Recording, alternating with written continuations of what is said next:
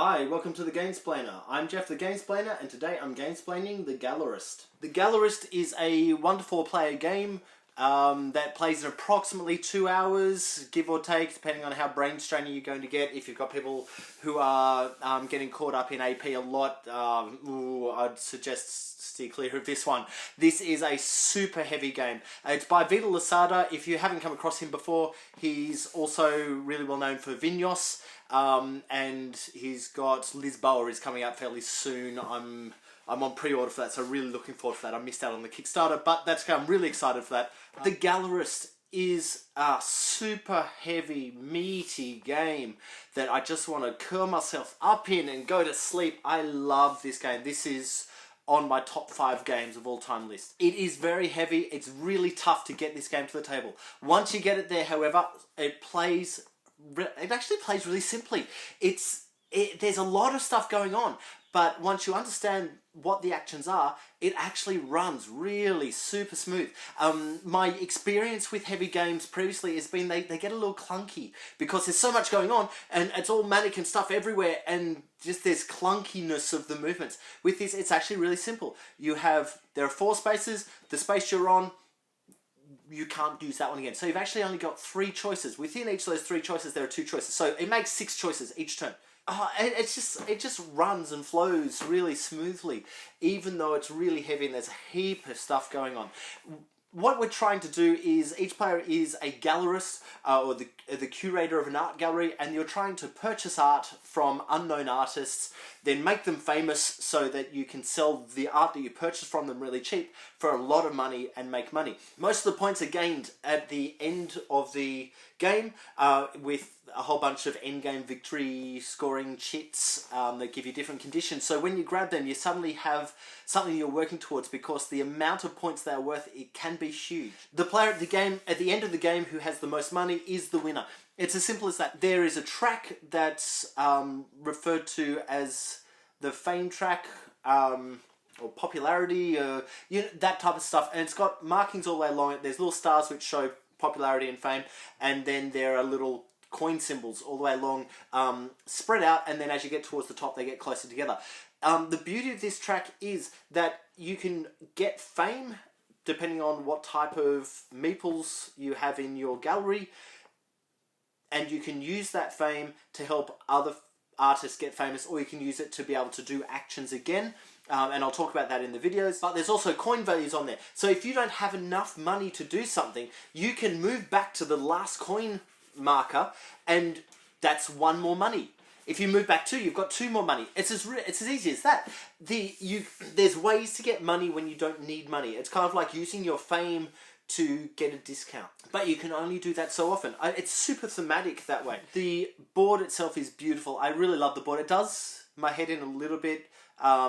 Just the angle on it, you're kind of looking at it going, I'm not sure where I'm looking at this from, but it's really beautiful as well. So if you can get past that, it's great. And while I'm on the actual physical production of a game, can I just point this out? This is probably one of the best examples that I have ever seen of a board game's insert in the box just working.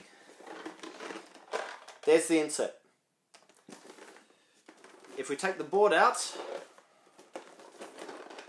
everything is held in place by this plastic insert. It's great.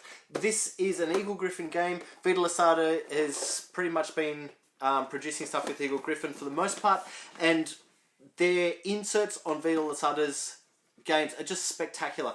They just hold the game so well and make everything really easy to set up and to pack down. The other beauty of this game is there's areas that you kind of look at early on and you go, oh, I don't think I'll bother with that. But if you ignore them for the entire game, you lose a lot of points. Or you make it possible for someone else to swoop in and get a lot of points for not much. There's a lot of value in every space, and this game's about knowing when to do the certain actions.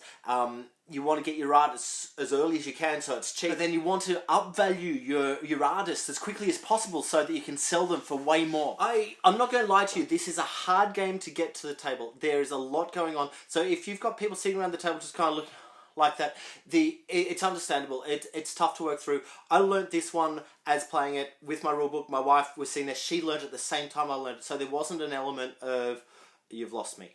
I tried to teach it to someone again the other day to get a game of it, and they were super keen, and then I got part way and there's like, I don't think I've got the brain power for this at the moment. Let's try it again another time. So we ended up packing it down and not end up playing it.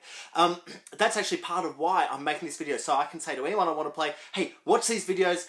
You'll get an idea of the game and you'll be able to come to me with any extra questions and anything more that you need. But watch this so you have an idea of this game. I really love this thing. It is so meaty and there's so much good decision going on. I cannot suggest playing this game strongly enough.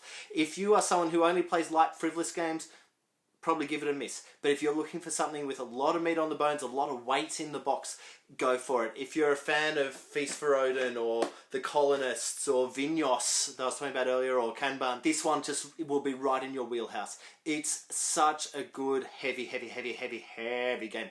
And Vita Lasada's design is just sleek. I mean, I was saying earlier, you've got 3 options and you move your guy showing this is the option I've taken, you do the things, and then it's the next person's turn. There's no messy moving a lot of markers along a track and then back along a track and then up and then replenishing the stock and all that. There's none of that in this game. It just runs. It flows. Oh, the other thing I love about this game is if you look at the back of the rulebook, it actually lists the artists that they've used. So they are supporting artists with this game. I love that they've taken the time to mention it. They've taken the time to say, this is the artist whose artwork this is.